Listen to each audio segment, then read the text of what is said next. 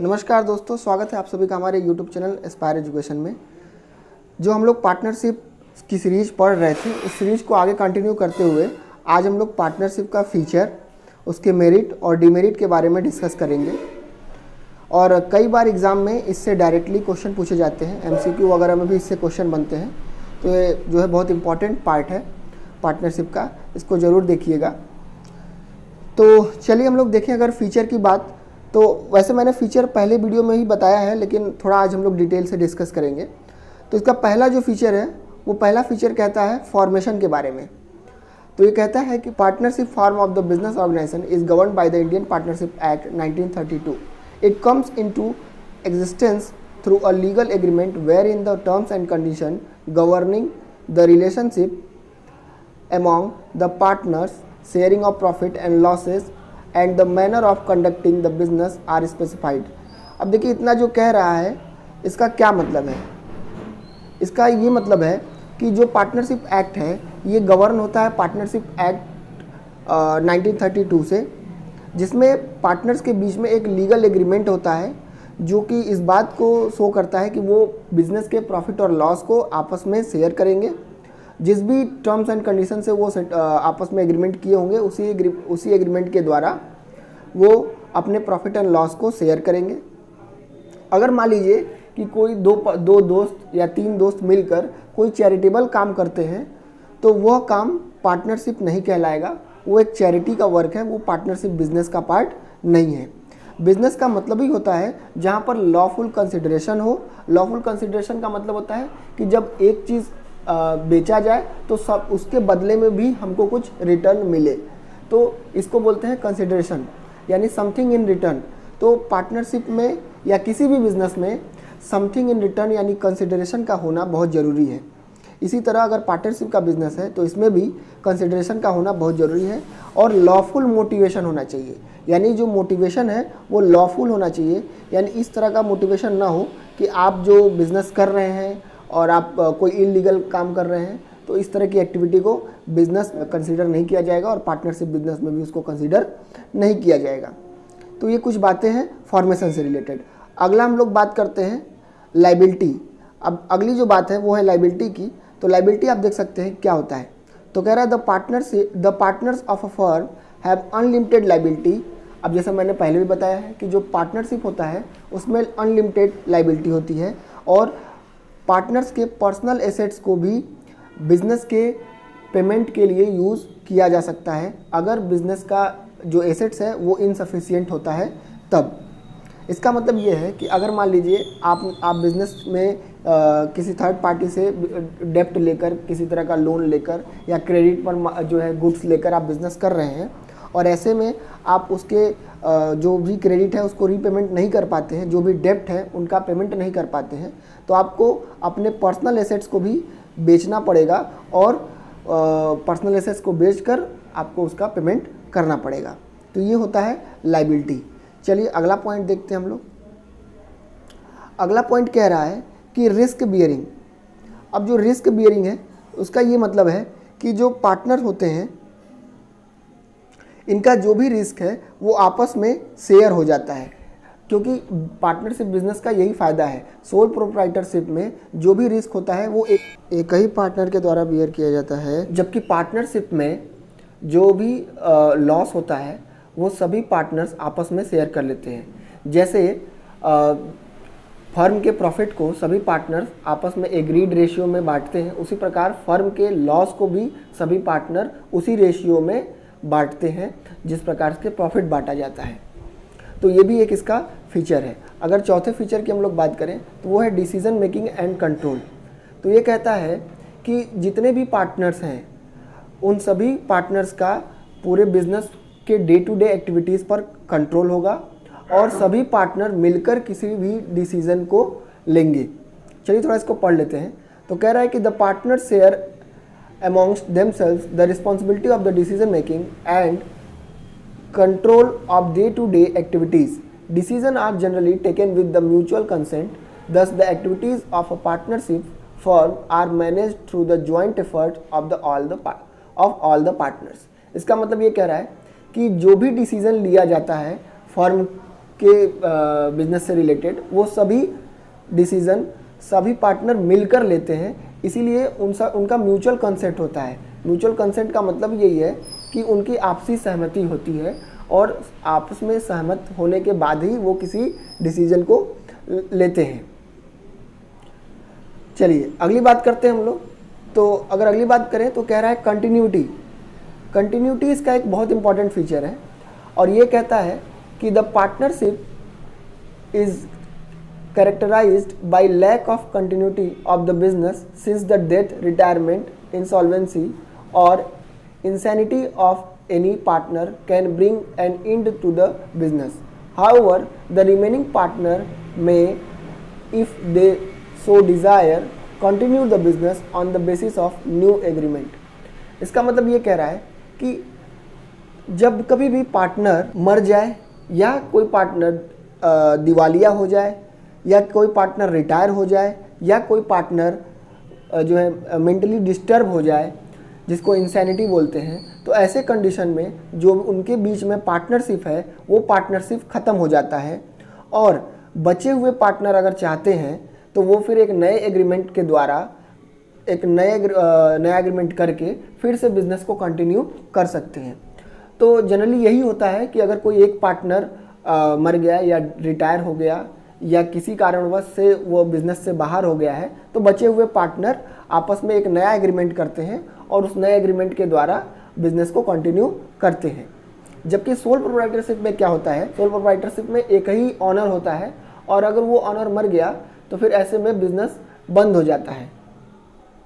ठीक है, चलिए अगला देखते हैं हम लोग। मेंबरशिप के बारे में कहता है, तो कह रहा है कि the minimum number of members needed to start a partnership firm is 2, while the maximum number in a case of banking industry is 10 and in case of other businesses is 20।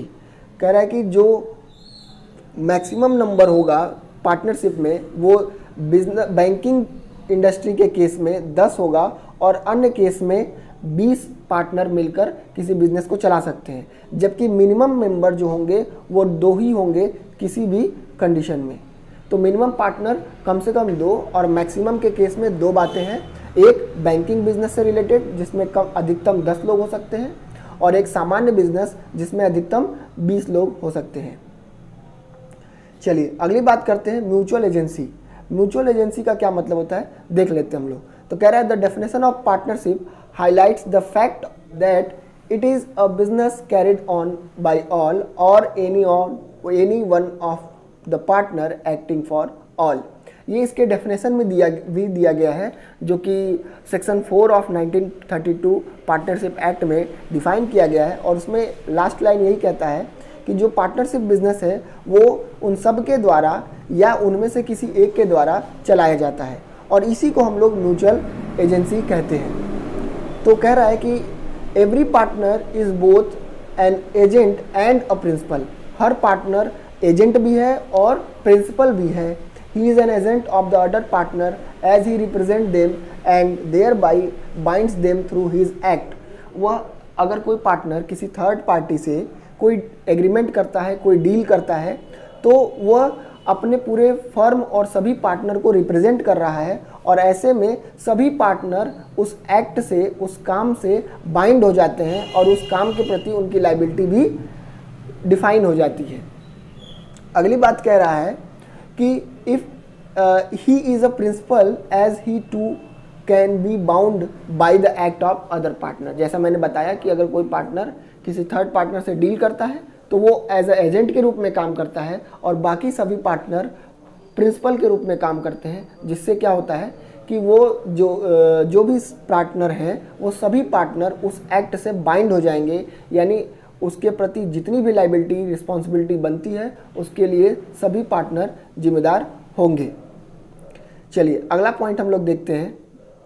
अब हम लोग देखेंगे मेरिट्स के बारे में। तो partnership अगर merit के बारे में बात की जाए तो सबसे पहला जो मेरिट है वो मेरिट ये कहता है कि ease of formation and closure, यानी पार्टनरशिप बिजनेस को स्टार्ट करना और उसको बंद करना, ये दोनों ही काम बहुत आसान है। आपको पता ही होगा कि 2 लोग अगर मिल के बिजनेस को चलाना चाहें तो यह पार्टनरशिप हो जाएगा। तो बस कम से कम 2 लोग अगर मिल जाते हैं तो पार्टनरशिप की शुरुआत हो जाती है। मैंने आपको पहले भी बताया है कि पार्टनरशिप के बिजनेस का रजिस्ट्रेशन करवाना कंपलसरी नहीं है। तो अगर कंपलसरी नहीं है इसका मतलब आप 2 दोस्त मिले और बिज़नेस को शुरू कर दिया और आपका जो है पार्टनरशिप बिजनेस चलने लगा। और अगर आप चाहते हैं कि इसको बंद कर दिया जाए, अगर आप इसको कभी भी क्लोज करना चाहते हैं तो सभी पार्टनर मिलकर आपस में सहमत हो जाएंगे और पार्टनरशिप को बंद भी कर सकते हैं, बिजनेस को बंद भी कर सकते हैं। तो ये इसका जो है बहुत एक अच्छा मेरिट है कि आप इसको आसानी से शुरू भी कर सकते हैं और आसानी से बंद भी कर सकते हैं। चलिए अगली बात करें अगर हम लोग, तो कह रहा है balance decision making. Balance decision making का मतलब यह है कि the partners can oversee different functions according to their areas of expertise because an individual is not forced to handle different activities. This not only reduce the burden of work but also leads to fewer errors in the judgment. As a consequence, decisions are likely to be more balanced. मतलब मान लीजिए कि अगर अलग अलग क्षेत्र में अलग अलग एरिया के एक्सपर्ट आपके साथ जुड़ के बिजनेस कर रहे हैं तो फिर ऐसे में क्या होगा कि आपको एक्सपर्ट ओपिनियन मिलेगा हर काम में और सभी लोग अपने अपने एरिया में एक्सपर्ट हैं तो वो उस काम को बेहतर तरीके से करेंगे। तो यहाँ पर जो डिसीजन लिया जाएगा बिजनेस के ग्रोथ से रिलेटेड वो भी बहुत अच्छा डिसीजन लिया जाएगा जो कि बिजनेस को फ़ायदा देगा और सभी पार्टनर को भी प्रॉफिट होगा। अगला पॉइंट है मोर फंड। मोर फंड का मतलब ये है कि अब एक लोग के पास बहुत ज़्यादा पैसा तो नहीं होगा, तो अगर कई लोग मिल जाएंगे तो एक अच्छा खासा अमाउंट फंड जो है आपके पास जुट जाएगा और फिर वो लोग मिलकर एक साथ एक बड़ा बिजनेस कर सकते हैं और जितना ज़्यादा फंड इन्वेस्ट करेंगे उतना ही ज़्यादा वो प्रॉफिट भी अर्न करेंगे। तो भी एक इसका मेरिट है। चलिए अगली बात करते हैं हम लोग शेयर ऑफ रिस्क। जैसे इसके फीचर में भी है कि यहाँ पर रिस्क जो है वो कई पार्टनर्स आपस में बांट लेते हैं तो एक पर्सन के ऊपर बहुत ज़्यादा बर्डन नहीं पड़ता है। उसके बाद है सेक्रेसी।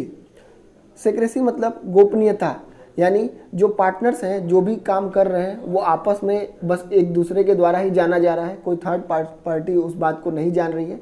तो यहाँ पर जो भी बातें हैं वो कॉन्फिडेंशियल होंगी और वो बिजनेस से रिलेटेड जो भी इंफॉर्मेशन है वो सब सिक्योर रहेंगे, केवल पार्टनर के पास ही रहेंगे। तो यह भी एक इसका मेन मेरिट है।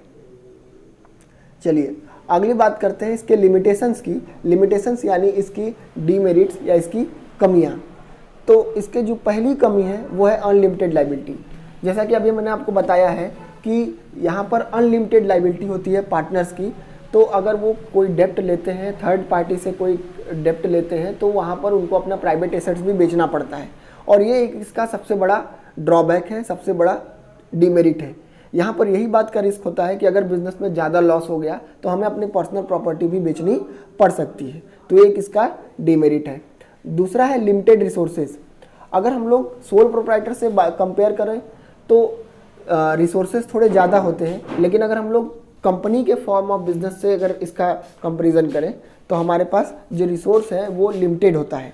तो लिमिटेड रिसोर्स में आप बहुत ज़्यादा एक्टिविटी नहीं कर पाएंगे, ठीक। तो ऐसे में जो है आपका प्रॉफिट भी बहुत ज़्यादा नहीं होगा, इन्वेस्टमेंट भी बहुत ज़्यादा नहीं होगा। लेकिन ये एक तरह से आप कह सकते हैं इसको अगर आप मेरिट में देखना चाहें तो मेरिट भी बना सकते हैं और इस बात को डीमेरिट में लिखना चाहें तो डीमेरिट में भी आप इसका यूज़ कर लेंगे। चलिए अगली बात करते हैं हम लोग। तो लिखा हुआ है पॉसिबिलिटी ऑफ कॉन्फ्लिक्ट्स। अब देखिए जहाँ 2 बर्तन होंगे वहाँ आवाज़ तो होगी ही।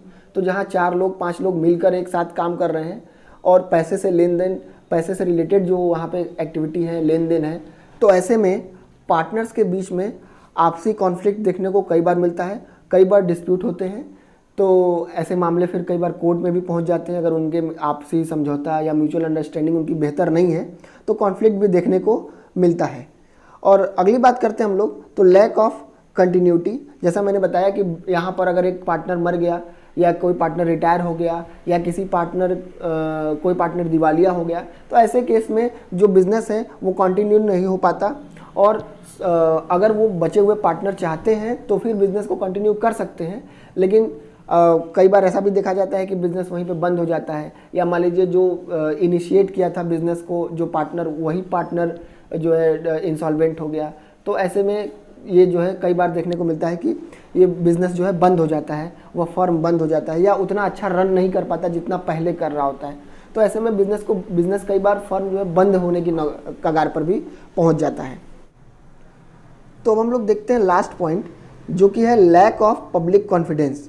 लैक ऑफ पब्लिक कॉन्फिडेंस का मतलब ये है कि देखिए जो पार्टनरशिप है या जो भी बिज़नेस है उसको डील करना है पब्लिक से, और अगर आप पब्लिक आप में जो है कॉन्फिडेंस नहीं ले पाती है तो फिर वो अच्छे से डील नहीं करेगी। होता क्या है कि जैसे कंपनी है तो कंपनी को जो है लीगली रिक्वायरमेंट है कि वो हर साल अपने जो फाइनेंशियल रिपोर्ट्स हैं उनको जनरल पब्लिक के लिए पब्लिश करेगी, लेकिन पार्टनरशिप के लिए ऐसा कोई भी रिक्वायरमेंट ज़रूरी नहीं है।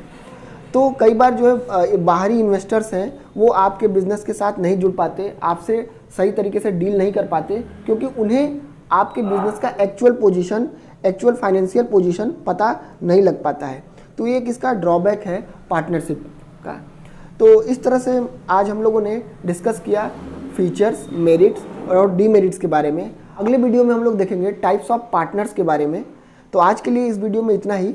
बने रहिए हमारे साथ यूट्यूब चैनल पर, और इस चैनल को सब्सक्राइब करना मत भूलिएगा, बेल आइकन प्रेस कर दीजिएगा, और वीडियो को लाइक भी कीजिएगा, अपने दोस्तों को भी शेयर कीजिएगा। इस वीडियो में इतना ही, तब तक के लिए धन्यवाद।